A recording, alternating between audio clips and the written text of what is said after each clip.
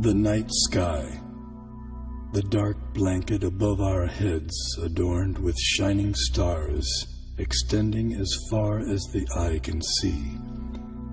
One of the most appealing and mystifying of all sights. The beauty and the majesty of the universe have inspired awe and reverence in the best brains throughout history.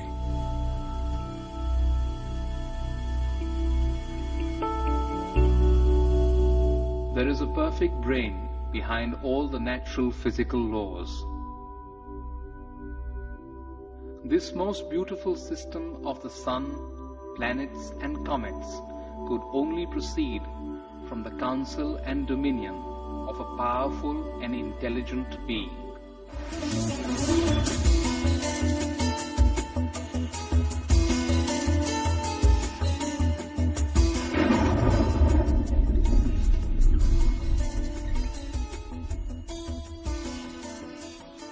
Please describe the symptoms of this manifest world. What is its background? How is it created? How is it conserved? And under whose control is all this being done? Many millennia ago, an advanced civilization revealed the mystery of the origin and nature of the cosmos. The term Vedic refers to the civilization of ancient India. Angkor Wat, the world's largest temple complex, with walls nearly 1/2 mile on each side, was built between 1112 and 1150 AD in Cambodia. Astronomy and Vedic cosmology are inseparably entwined at Angkor Wat. The central towers represent Mount Meru, the cosmic axial mountain. The 5 internested rectangular outer walls and moats indicate chains of mountains enclosing the world and the cosmic oceans beyond. Science Journal noted that Angkor Wat had encoded precise calendrical, historical, and cosmological themes into the architectural plan for the temple. As many as 18 astronomical alignments have been identified within its walls.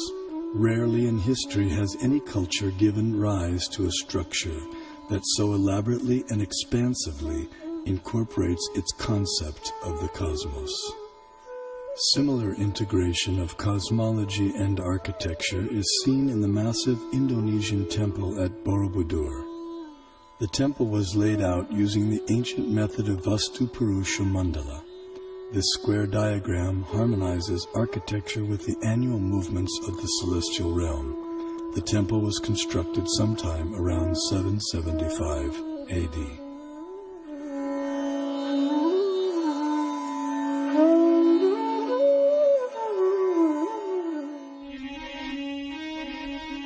His Divine Grace A.C. Bhaktivedanta Swami, also known as Srila Prabhupada, author of 84 books on Vedic knowledge and founder of the International Society for Krishna Consciousness and the Bhaktivedanta Institute.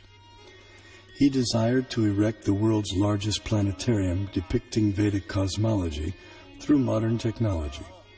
He hoped that this gigantic virtual 3D animated model would give the contemporary world access to the Vedic cosmos.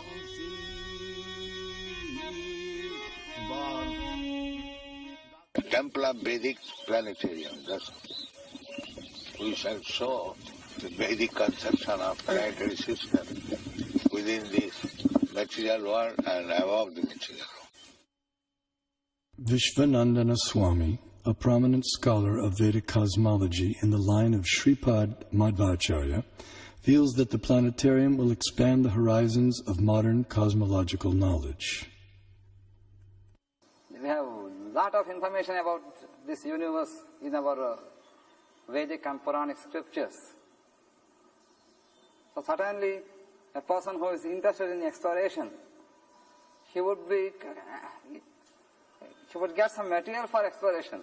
The planetarium had many different exhibits, so he wanted some exhibits that would show, that would create this doubt in science that they don't have the proper explanation, and that the Bhagavatam has a better explanation. In the temple, and that, it would show the Vedic cosmology. And I think later on he said that even if the scientists don't accept it, we don't care. We just show what's in the Bhagavatam. We don't care whether people accept it or not, but we should just show it. In a letter to Bhakti Swarup Damodar Swami, Srila Prabhupada delineated 4 phenomena to be explained in the planetarium. Explain the passing seasons, the eclipses and the phases of the moon, and the passing of day and night, etc. Then it will be a very powerful propaganda. The literature of that period contains a wealth of cosmological knowledge encoded in Sanskrit, arguably the world's oldest language. This knowledge has the potential to enrich our understanding of the cosmos we live in.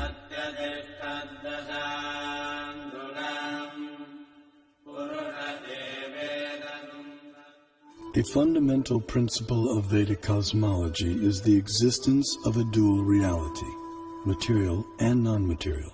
Here we see the non-material sky filled with innumerable planets of permanent stature. Among these, the topmost planet, Goloka, is shaped like a lotus flower, and it is here that the super-intelligent designer of the cosmos, Sri Krishna, resides with his associates.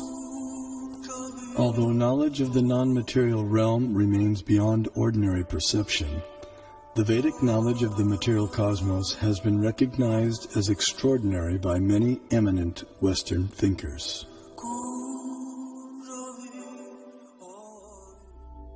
As in Hindu mythology, it is a continual dance of creation and destruction involving the whole cosmos, the basis of all existence and of all natural phenomena. Long before it became a scientific aspiration to estimate the age of the earth, many elaborate systems of the world chronology had been devised by the sages of antiquity. The most remarkable of these occult timescales is that of the ancient Hindus. Indian cosmologists, the first to estimate the age of the earth at more than 4 billion years, they came closest to the modern ideas of atomism, quantum physics. To the philosophers of India, however, relativity is no new discovery, just as the concept of light years is no matter for astonishment to people used to thinking of time in millions of kalpas. A kalpa is about 4,320,000 years.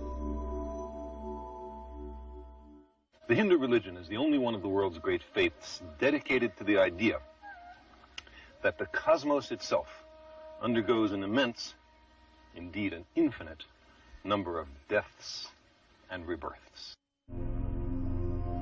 Thus, the Vedic literatures answer the question whether the cosmos always existed or it had a beginning.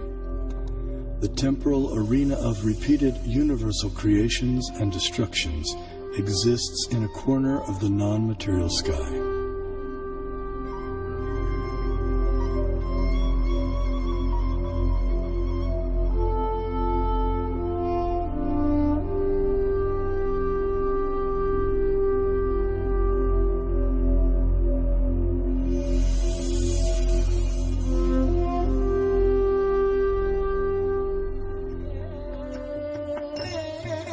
This material nature, which is one of my energies, is working under my direction, O son of Kunti, producing all moving and non-moving beings.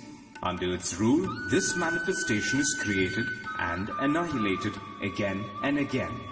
The only religion in which the timescales correspond, no doubt by accident, to those of modern scientific cosmology. Its cycles run from our ordinary day and night to a day and night of Brahma. 8.64 billion years long, longer than the age of the Earth or the Sun, and about half the time since the Big Bang. And there are much longer time scales still. The material universe works on the principle of relative time. As such, a day of Brahma equals 8.64 billion years by earthly calculation. Since Brahma has passed half of his lifetime thus far, the age of our universe turns out to be approximately 155 trillion years. After another Brahma century, he stirs, recomposes himself, and begins again to dream the great cosmic lotus dream. Here we behold a form of the super-intelligent being Vishnu, reclining in mystic slumber amid the causal ocean. When he exhales, millions of universes issue from his body and expand, until he inhales when all the universes return within him. The universe is a sphere encased by successive coverings of the elements: earth, water, fire, air, ether, intelligence, and ego. As a coconut has its hard outer shell and inner liquid, so the universe has its outer coverings and an inner space half filled with ocean water. On that ocean, another Vishnu expansion reclined on a serpent bed while being massaged by his consort Lakshmi.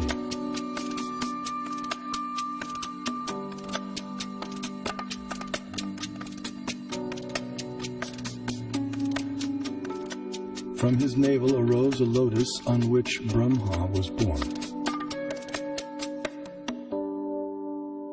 Initially, the universe was pitch dark and Brahma engaged in meditation.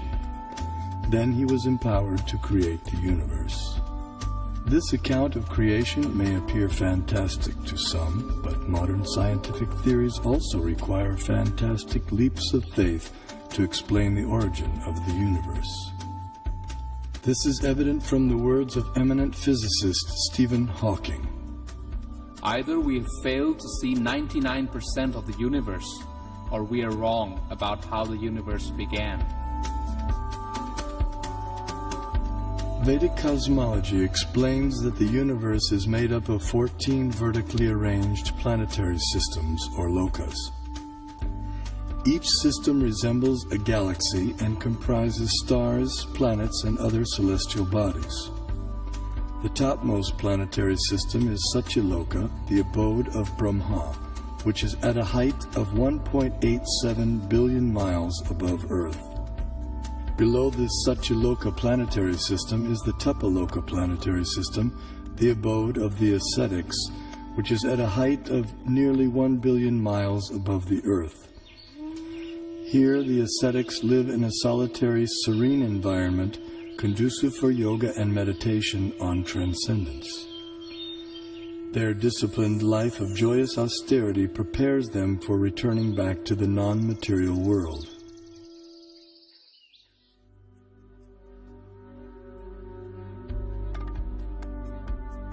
As we move down from Tapaloka, we pass through Maharloka and Janaloka until we reach the Svargaloka planetary system, also known as heaven. The alignment of heavenly bodies around the pole star was elucidated by Srila Prabhupada in a letter.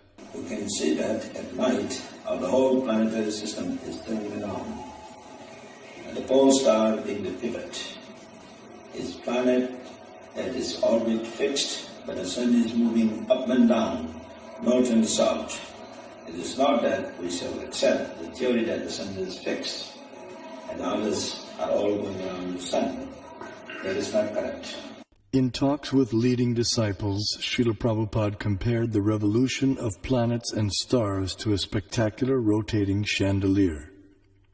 It's like this chandelier, and so the whole thing is moving. And then he developed this idea of the temple of the Vedic planetarium, and how he'd always go like this, dome, dome. He'd hold his hand like that. And he'd say, and then from the center of the dome, a chandelier, which shows the planets according to the Vedic version. Mm-hmm. Some spectacular kind of chandelier. This planetary system is rotating from these two ends, and it is hanging like the chandelier taking shelter of the pole star, that we can see every night. That the pole star or the North Star remains fixed and does not orbit in the sky is well known to astronomers and sailors alike. Less known is the fact that the pole star rotates powerfully on its own axis. The ancient Vedic text called Matsya Purana explains, "The planets and stars are all attached to the pole star by invisible astral cords of wind called pravaha. The revolution of the pole star causes the orbital motion of other planets and stars." Through meditation, yogic astronomers visualize the planets and stars as different parts of the body of Shishumar, the transcendental dolphin. The pole star, the topmost of the heavenly planets, is like the capital of the middle universe. Here, the third form of Vishnu resides on an ocean of milk. In times of universal disturbances, the demigods headed by Brahma come here to appeal for help. The pole star is also the abode of Dhruva, a pure and exalted devotee of the Lord.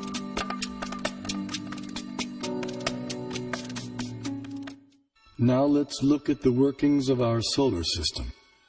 The mainstream scientific notion has been to portray the solar system as heliocentric or sun-centered. In the Vedic geocentric model, the sun, planets, and constellations revolve around the Earth in an approximately 24-hour period. What may surprise many is that a geocentric or Earth-centered model is also capable of explaining the cosmic phenomenon with equal, if not better, accuracy, as is confirmed by many eminent scientists. Either CS could be used with equal justification. The two sentences, "the sun is at rest and the earth moves," or "the sun moves and the earth is at rest," would simply mean two different conventions concerning two different CS. We know that the difference between a heliocentric theory and a geocentric theory is one of relative motion only, and that such a difference has no physical significance. Obviously, it matters little if we think of the earth as turning about on its axis, or if we view it at rest while the fixed stars revolve around it. Geometrically, these are exactly the same case of a relative rotation of the earth and the fixed stars with respect to one another. Although the heliocentric model has been widely propagated, it has never been proven. There is no planetary observation by which we on Earth can prove that the Earth is moving in an orbit around the Sun. Mathematically, there is nothing wrong in this system because we are observing from the Earth and it is the relative motion that really matters. So if you assume that the Sun goes around the Earth, there is nothing wrong because it's a question of relative motion. The Vedas give amazing information about the Sun. Do you know what energy runs the Sun? Is it nuclear fusion? Is it volcanic energy? The Vedas say it is water. Yes, water. The Sun evaporates water from all over the creation and uses it as fuel, just as lightning uses moisture. Modern science knows that sunlight contains many types of rays, such as ultraviolet, infrared, gamma rays, X-rays, etc. The Vedas describe that sunlight contains 100,000 different types of rays, each possessing specific subtle properties. Just as in a house, electricity regulates coolness, heat, light, sound, etc., so the sun's rays control heat and cold, day and night, summer and winter, darkness and light throughout the universe. The Vedic geocentric model explains how the Sun moves around the pole star, situated vertically above Earth's North Pole. As the Sun goes around the Earth globe, we experience day and night. The stationary Earth, unlike the pole star, does not revolve on its own axis, though it is slightly tilted toward the pole star. During summer in the northern hemisphere, the North Pole experiences 6 months of daylight.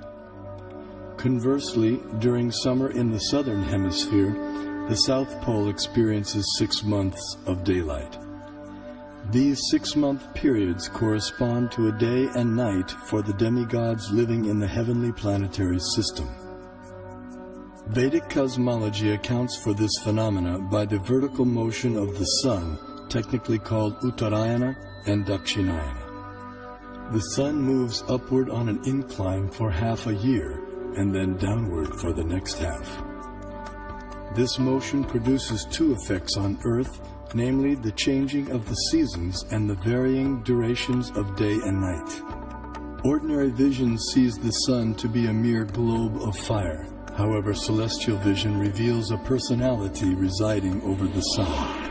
His name is Vivasvan, and he rides on a golden chariot pulled by 7 divine horses at a speed of 16,000 miles per second.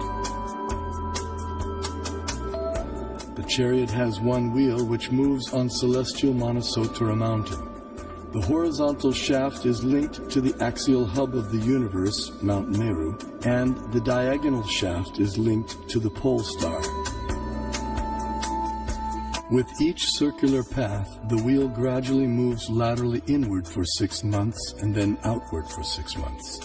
Similar to the chariot's vertical motion, this lateral action fine-tunes seasonal changes on Earth. When the orbital motion of the sun is viewed from above, its illumination is seen to extend out to half of the greater Earth plane.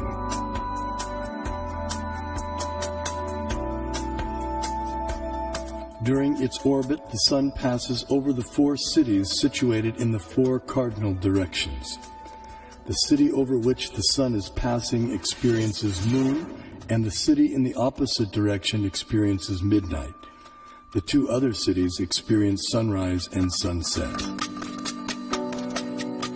The zodiac is a conceptual celestial plate encompassing the entire sky. Like the face of a clock, the zodiac is divided into 12 divisions of 30 degrees each, called signs of the zodiac, or rashis. Each named according to the constellation of stars residing within them. These signs serve as a set of reference markers for measuring the movements of the moon, sun, and the planets. The zodiac completes 1 clockwise revolution of 360 degrees in every 24-hour period. The moon travels through the zodiac, but due to its slower angular velocity, it completes only about 347 degrees in 24 hours, falling behind by about 13 degrees. The day after the new moon day, we see 1 moon phase. The next day, the moon again completes 347 degrees, and we see the moon in its 2nd phase.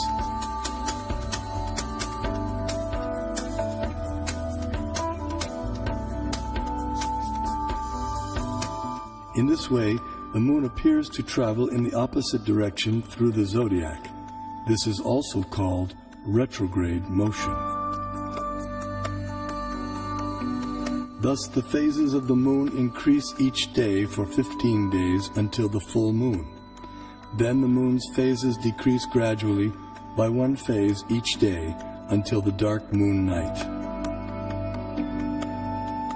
The Srimad-bhagavatam describes the vertical positions of the planetary orbits. First above the Earth plane is the Sun at a height of 0.8 million miles. Next higher comes the Moon at 1.6 million miles, followed by the Nakshatras, 28 stars, at twice the height, then Venus, Mercury, Mars, Jupiter, Saturn, Saptarishi constellation, and then finally the pole star at a height of 30.4 million miles. Although the Sun is 0.8 million miles above the Earth plane, its horizontal distance from the Earth is much greater. Although varying with the seasons, the mean Earth-Sun distance works out to be approximately 100 million miles. 80,000 miles below the Sun is a dark or invisible planet named Rahu. When this planet comes between Earth and the Sun on the new moon day, or Amavasya, while the moon is in the same conjunction or straight line, a solar eclipse takes place. The eclipse is full for those on Earth who are situated in line with the conjunction, while others may see it partially. Similarly, when Rahu comes between the Earth and the Moon on the full moon day, or Purnima, while the Sun is in the same conjunction, a lunar eclipse takes place. This is seen by anyone on Earth who can see the Moon. The eclipse is either full or partial depending on the movement of Rahu. At least 5,000 years ago, the Vedas were able to predict eclipses precisely. This science is still used today with the same extraordinary accuracy. Science is defined as systematized knowledge of things around us. So if we prove that Vedic cosmology is systematized knowledge, that would prove, in other words, scientific nature of Vedic cosmology. Modern cosmic science is only a few centuries old, whereas our Vedic cosmology is several thousands of years old. So the modern science certainly cannot be a base for ancient Vedic cosmology. Vedic cosmology presented from the Vaishnava point of view and as based on the Vedas, we will find appreciation by real scientists because it has its own scientific basis. Science has always changed. Over the centuries, one theory after the other has come and replaced the former theory. And what is prevalent, everyone has accepted. But Vedanta doesn't change. Do you say that these modern scientists have found out everything in this universe? They have not explored all the possibilities in the field of cosmology. Only they have explored to some extent. They have seen through this Nalika Yantra or the telescopes and microscopes, etc., which are having their own limitations. And people getting the information through limited devices, can they say they know everything? I don't agree with this particular point at all. Kepler put Sun at a distance of 30 million miles from Earth, but the modern scientists placed the same Earth at a distance of 93 million miles. In 1930, Pluto came into existence. 2006, it vanished. To realize the vision of the Vedic planetarium, Srila Prabhupada wanted a diagram depicting the structure of the universe. To this end, he engaged devotees and artists in drawing maps according to Srimad-bhagavatam. Those three, and I was doing maps. We had some big pieces of paper, and after this, I was there for discussions, and I would take some notes, and then try to make these maps. They were present sometimes while I was making the maps. Other times, I would make the maps on my own. And I only think there were about 3 or 4 maps of Bhu-mandala. But, so I made this one big map. One of the maps was the concentric overview of Bhu-mandala. Simultaneously, Srila Prabhupada sent out leading students to find a competent Vedic astronomer. After extensive searching throughout India, finally on April 30th, 1977, a reputed South Indian pundit was brought to Bombay, India to meet Srila Prabhupada. In the 5th canto, there is description of the planetary system. Yes. So we want a diagram. Yes. So kindly help us. This planetary system is hanging. Yes. Urdhva mula dosaka. Same thing is explained in the Srimad-bhagavatam. But how it is hanging and where are different situation of the planets and plateaus and hills. So, as far as the book is concerned, kindly make a diagram so that we shall exhibit. Because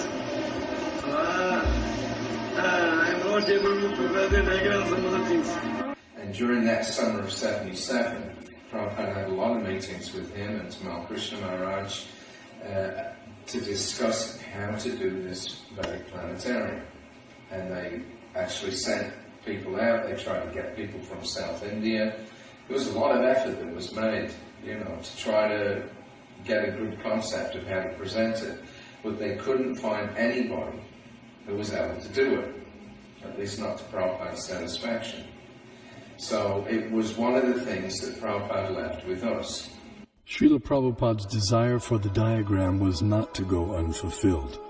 That elusive map was discovered by Srila Prabhupada's disciples at the holy village of Melukote, some 50 kilometers north of Mysore, Karnataka in India. This diagram accurately depicted the entire cosmology of Srimad-bhagavatam in an ingenious yet simple rendering.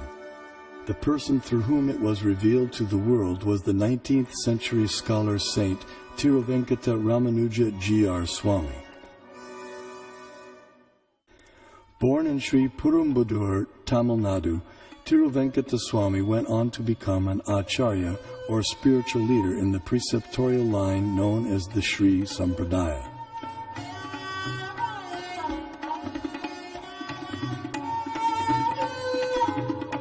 He spent several years of his life in Melukote, which 900 years earlier had been the residence place of Sripad Ramanujacharya, the most prominent acharya of the Sri Sampradaya.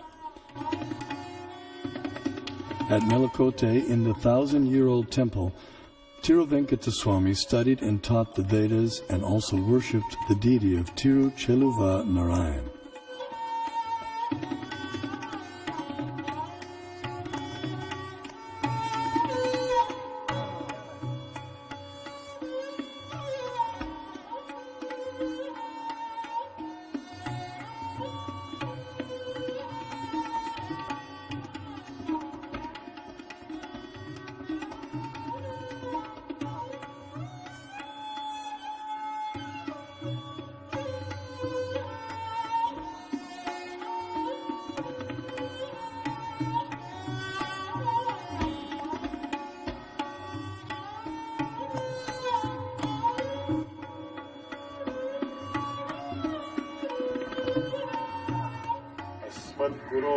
भगवतोऽस्य दयैकसिन्धोः रामानुजस्य चरणौ शरणं प्रपद्ये. One day, while studying the Mahabharata, a 5,000-year-old epic of ancient India, he came across some intriguing verses.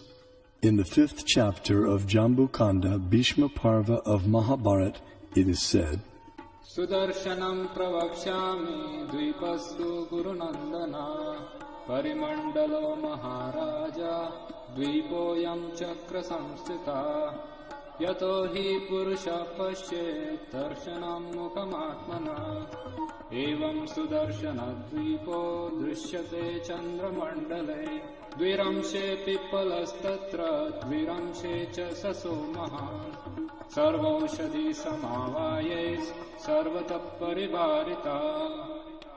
This Bharat Khanda is called Sudarshana Dvip, since it looks beautiful to the eyes of the onlookers. Being circular, it looks like the disk of the Lord, and it is attached to cyclic time in the form of a disk presided over by Lord Sudarshana. Bharat Khanda is in the form of a globe, since all of its 4 corners are rounded like the bale fruit. When viewed from the moon, half of Bharat Khanda appears like the rabbit and a small peepal leaf, while the other half appears in the form of a big peepal leaf, with all of them surrounded by varieties of vegetation. Pondering the verses, he became perplexed. What on earth can a rabbit and peepal leaves have to do with geography or cosmography? As he sought to understand their meaning, he contemplated, meditated, and prayed.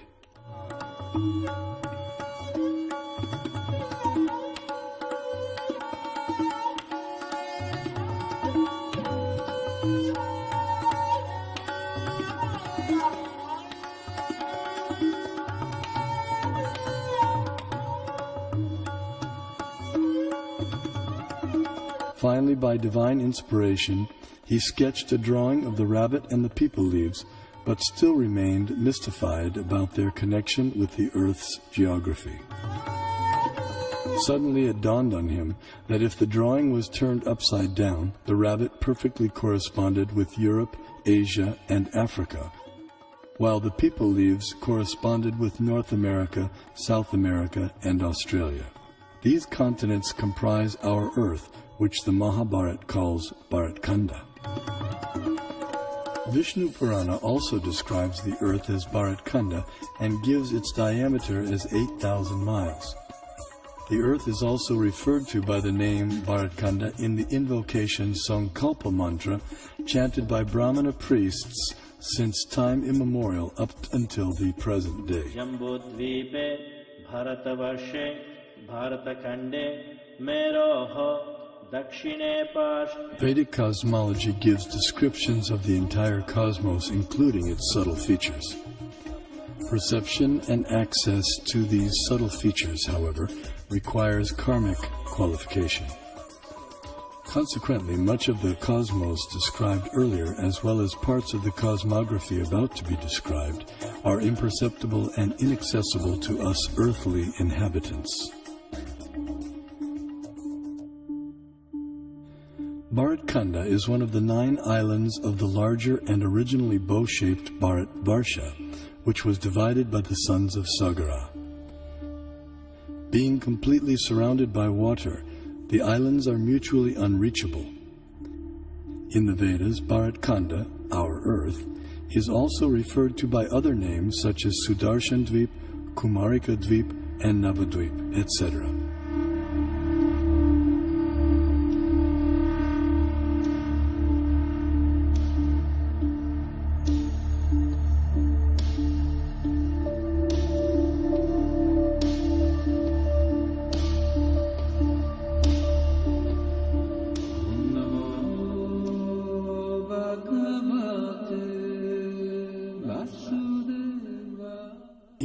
Varsha, the famous mountains known as the Himalayas are tall and immovable.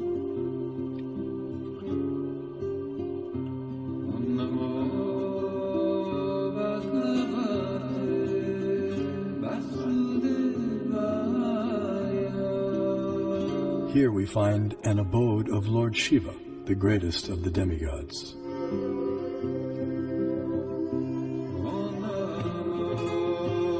In the center of Jambudvipa stands the most extraordinary divine golden mountain called Meru.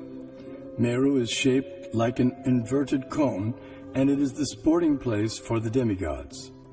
Around Meru are many supporting mountains called Kesara. Jambudvipa is 0.8 million miles in diameter and is surrounded by the saltwater ocean of the same width. On top of Mount Meru is a resort of Brahma called Manavati. The famous celestial river Ganges descends to the center of Manavati and then flows out into 4 directions. Surrounding Manavati in the 8 directions are the resort cities of the chief demigods.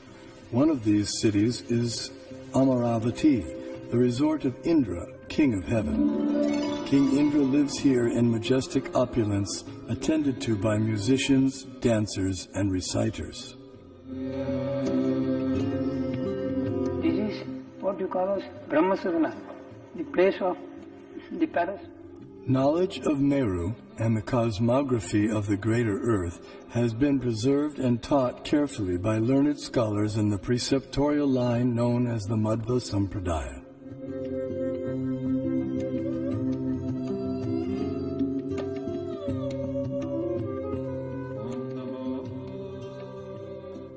The greater earthly planetary system extends out to the edges of the universe and has a diameter of 4 billion miles. Known as Bhu-mandala, shaped like a lotus flower, it has 7 concentric islands and oceans with Mount Meru as its pericarp.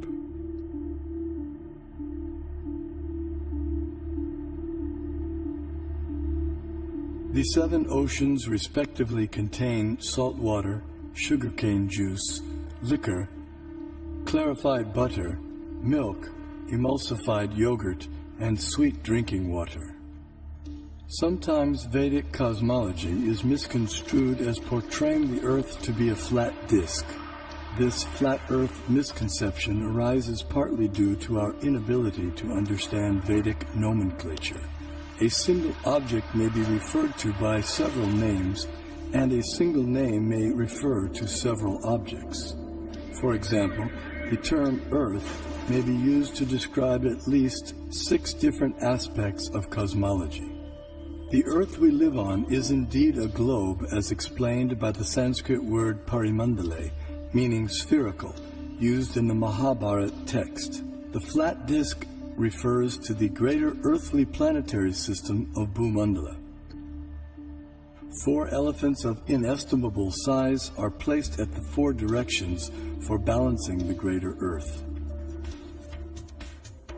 Below the earthly planetary system are 7 subterranean realms named Atala, Vitala, Sutala, Talatala, Mahatala, Rasatala, and Patala, which do not receive sunlight and which are inhabited primarily by demoniac living entities.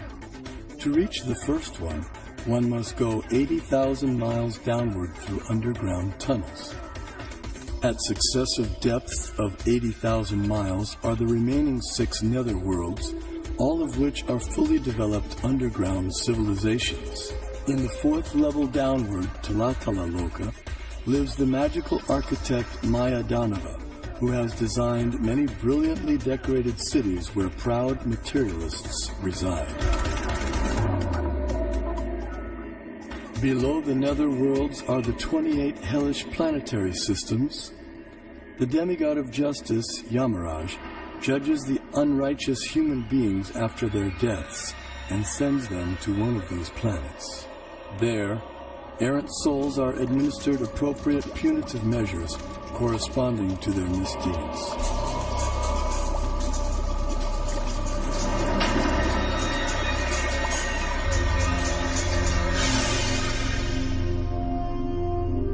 The earthly and subterranean planetary systems rest upon one of the hoods of the gigantic divine serpent, Shesha. Shesha in turn is held up by the colossal transcendental tortoise, Kurma. And Kurma resides in the ocean that fills half the universe.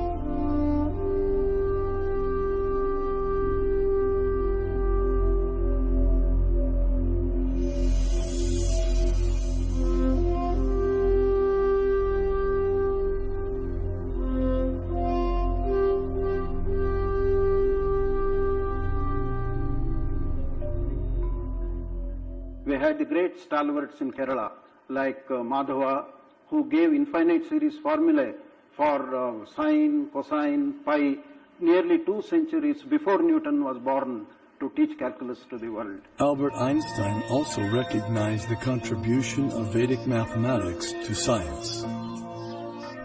We owe a lot to the Indians who taught us how to count, without which no worthwhile discovery could have been made.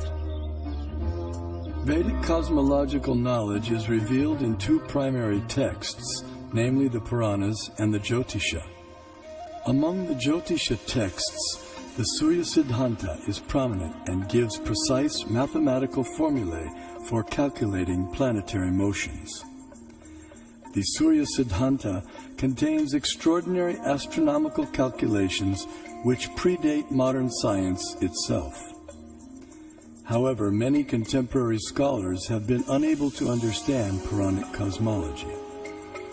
Nevertheless, detailed studies of both texts show that their foundational astronomical principles are identical. For instance, both calculate atomic time as the time it takes for the sun to pass over an atom. Similarly, both texts calculate the frequency of planetary revolutions in terms of their retrograde motion with respect to the zodiac. Furthermore, the apparent contradictions between the 2 texts are resolved by using the formula for converting the actual distances recorded in the Puranas into angular velocity stated in the Jyotisha.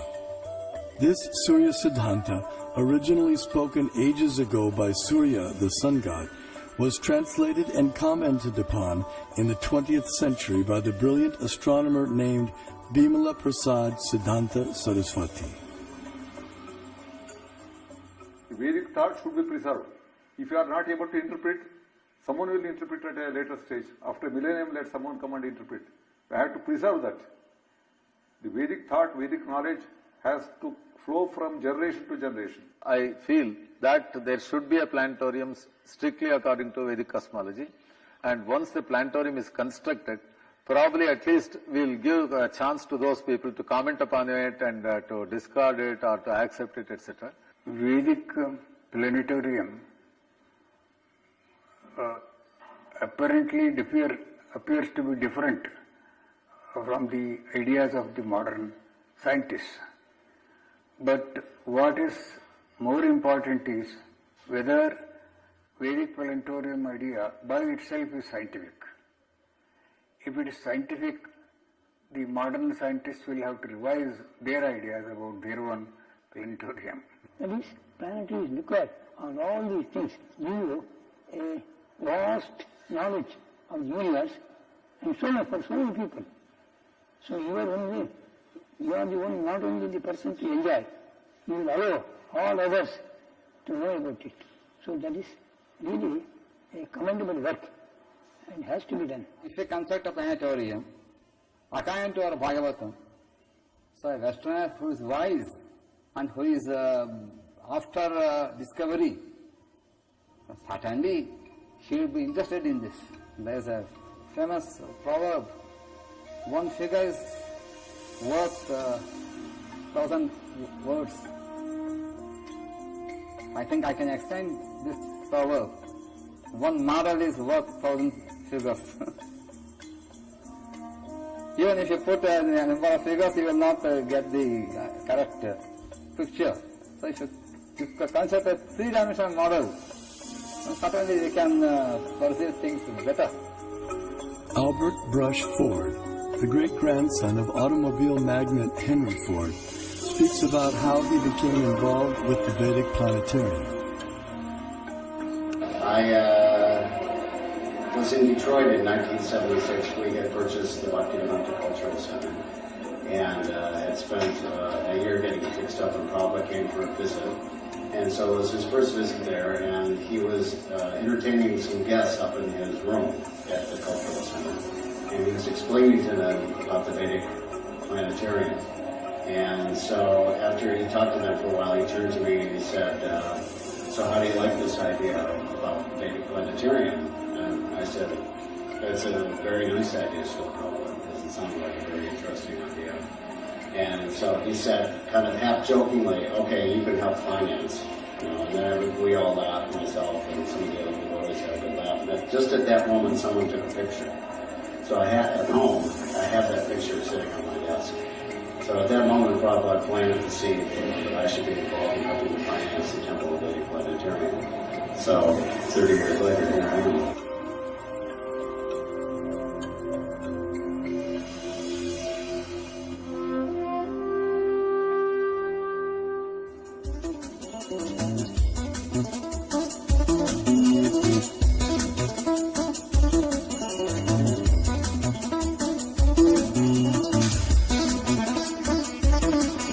Thank you.